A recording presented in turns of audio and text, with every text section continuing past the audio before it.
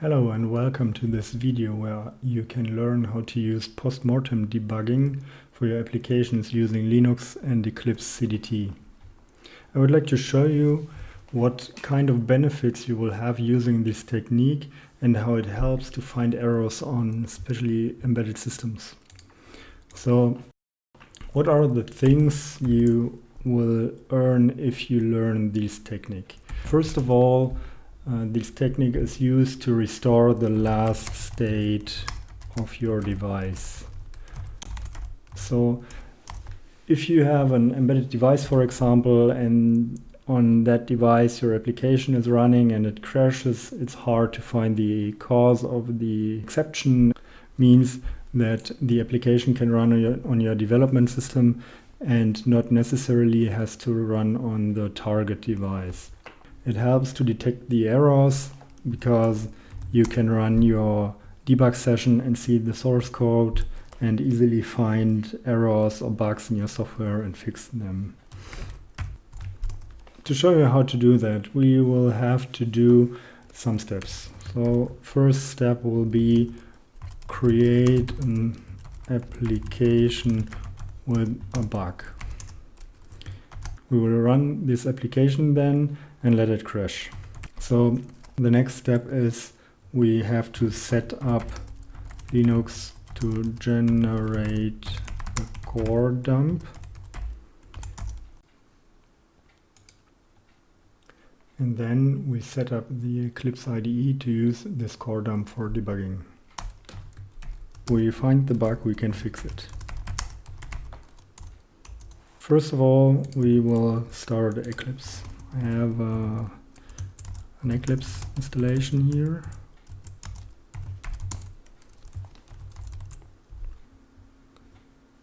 There it is.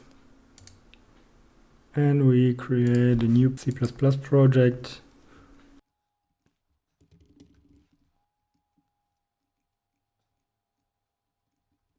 And then we create a source file.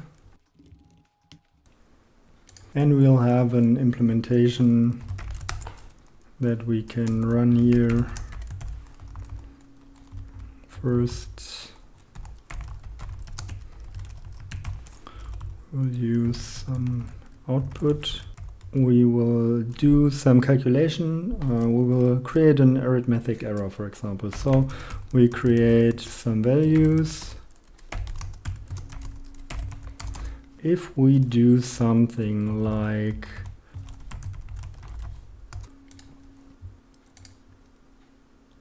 when we run the application,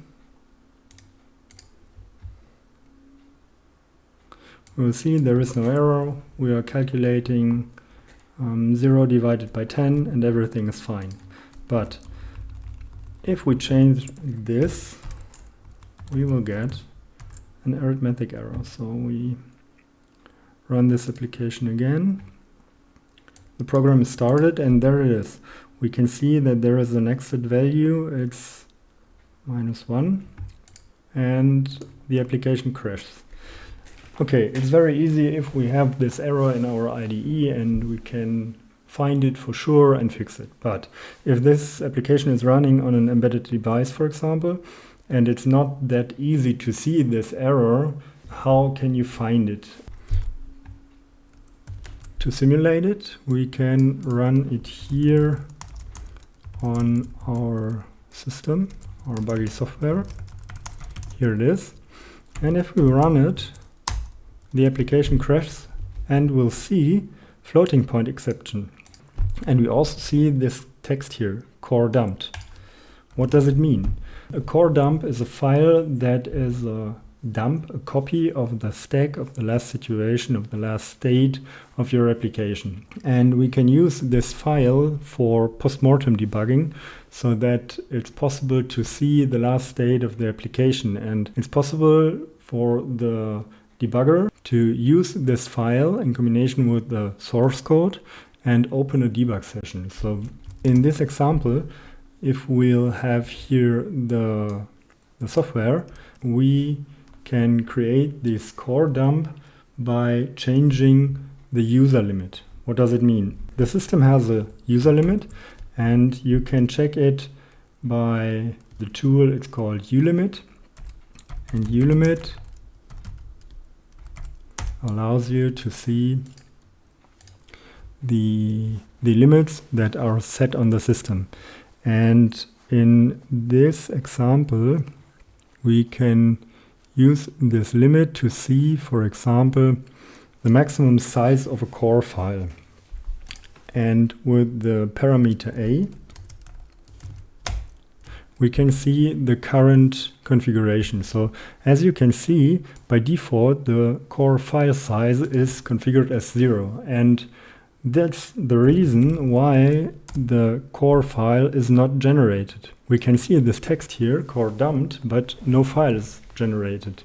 If we change this limitation, then the file will be generated. For example, we can set this configuration by the parameter c.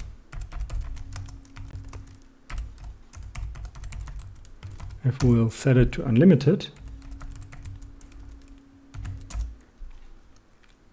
so we see it's now unlimited, and we run our buggy software, we see the same text, but now there is a core file generated. This core file can now be used for debugging. To see that it is really the state of the application, we can change our software to measure the time and to print it out in the next debug session and see that the timer really has a historical time. So for that, we'll have to change the application. We use a timer here.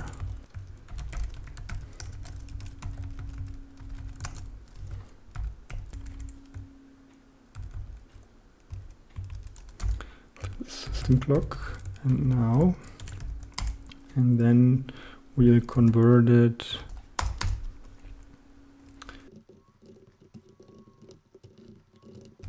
generate a string here. If we now compile the application, we now have the current system time. We can now use the application to crash it and to generate the core file. Therefore, I will remove the core file and run the application again. So you can see the system time, and we also can see that we generated a core file. We can now use this core file to debug our application with the historical state. So as you can see here, we have our application, and if we run a debug session in Eclipse, we can step through our application and we can see an error here, and as you can see here, the current time is used. That's very easy if you have the possibility to test it on your developer device. But in our case, we are trying to simulate the application crash on a target, and we created this core file because we would like to restore the stack. And Eclipse offers the possibility of using the postmortem debugger. And if you create a new configuration here, it expects a core file. And this core file is the file that we created when our system crashed. So you can select this core file here and run your application again. And as you can see, the debugger stops at the program counter on the line where it crashes. So you can see we have selected here our calculation, and we can see the values of our variables and see, okay, there is this error that we fix.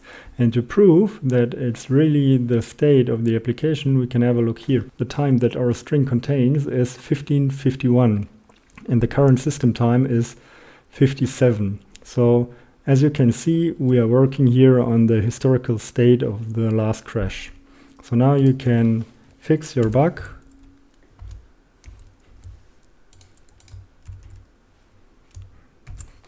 Compile and run it again. And the bug is fixed.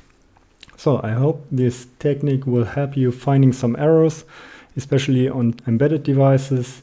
And if you would like, then I would be very happy if you leave some comments.